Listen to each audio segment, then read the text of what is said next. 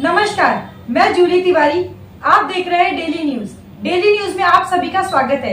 तो चलिए नजर डालते हैं आज के कुछ मुख्य समाचारों की ओर।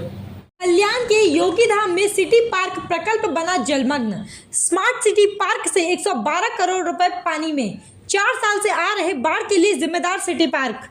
लाखों निवासियों को बेघर करने वाला कौन?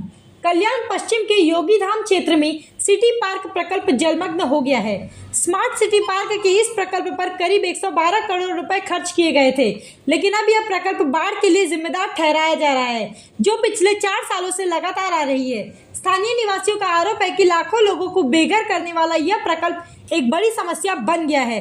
अंबरनाथ, उल्लासनगर और कल्याण से बहकर आने वाली वाल्दुनी नदी पहले से ही प्रकोप का सामना कर रही थी और अब इस सिटी पार्क प्रकल्प ने उसकी छाती पर और भी दबाव डाल दिया है।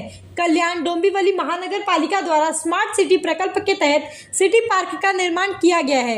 इस प्रकल्प पर करीब 112 करोड़ रुपए खर्च किए गए और यह 23 एकड़ जमीन पर फैला हुआ है। इस प्रकल्प के लिए नदी के पात्र में 1 ही किलोमीटर लंबी, 20 फुट ऊंची, 15 फुट चौड़ी सीमेंट और पत्थर की दीवार को बनाकर मिट्टी का भराव किया गया है।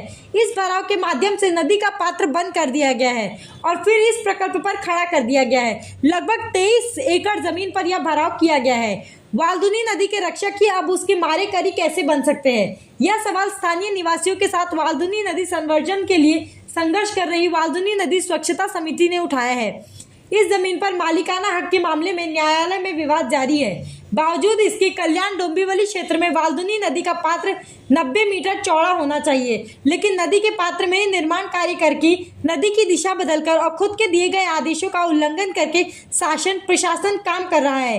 कल्याण पश्चिम योगीधाम स्थित गुरु आत्मन संकुल के निकट स्मार्ट सिटी पार्क के निमित्त नदी पात्र के नियमों का उल्लंघन करके भराव किया गया है। नैसर्गिक प्रवाह को मोड़कर और नदी के पात्र के बीच में ही संरक्षित दीवार खड़ी करके महानगर पालिका द्वारा ही अतिक्रमण किया गया है।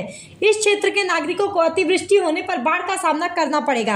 आज भी और पहले भी बाढ़ आई है, जिससे करोड़ों रुपए का नुकसान हो चुका है। ऐसे में हजारों निवासियों की जिंदगी और मौत के लिए पूरी तरह से केडीएमसी प्रशासन जिम्मेदार होगा क्या?